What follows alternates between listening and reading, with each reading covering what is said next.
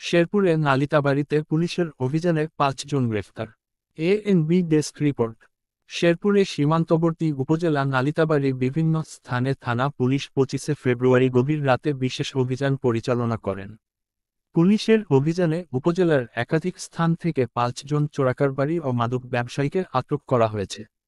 নালিতাবাড়ী থানার officer in charge Mohammad Sohel রানার নেতৃত্বে পুলিশের আভিযানিক দল এই অভিযান পরিচালনা করে।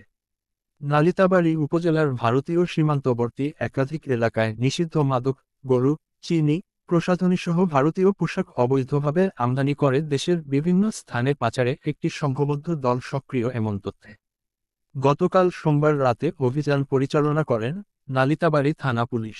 পুলিশের অভিযানে আটককৃতরা হল উপজেলার ননী পশ্চিম পাড়ার জবেদ আলীর পুত্র আব্দুর রহিম ২৮, ননী মধ্য বাজারের মৃত দুলাল হোসেনের পুত্র শরীফুল ইসলাম শান্ত ২৫, কদমতলী বাজারের শাহজালালের পুত্র সাইফুল ইসলাম পলাশ। এই ৩ জনের কাছ থেকে ৭৫ পিস ইয়াবা ট্যাবলেট উদ্ধার করা হয়। পৃথক আরও একটি অভিযানে মরিদপুরান ইউনিয়নের রিফুজিপাড়া এলাকায় অভিযান চালিয়ে আব্দুল জব্বারের পুত্র মুস্তফা ৫৮কে আধা কেজি গাঁজাসহ আটক করা হয়। অপর একটি অভিযানে কাকরকান্দি ইউনিয়নের সোহাগপুর এলাকা থেকে উদ্ধার করা হয় ৭ বস্তা ভারতীয় চিনি সহ শামীম মিয়া নামে একজনকে আটক করা হয়। শামীম কাকরকান্দি ইউনিয়নের সোহাগপুর গ্রামের আব্দুল গনির পুত্র। শামীম মিয়া বিশেষ ক্ষমতার ছত্রছায়ায় দীর্ঘদিন ধরে চোরাকারবারির ব্যবসা ও আধিপত্য বিস্তার করে আসছিলেন।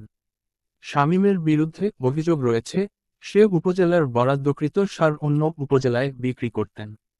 এ বিষয়ে নালিতাবাড়ী থানার অফিসার ইনচার্জ মোহাম্মদ সোহেল রানা ঘটনার সত্যতা নিশ্চিত করে গণমাধ্যমকে জানান, অভিযানে আটককৃতদের বিরুদ্ধে নিয়মিত মামলা দায়ের করে ২৫ ফেব্রুয়ারি মঙ্গলবার বিজ্ঞ আদালতে প্রেরণ করা হয়েছে।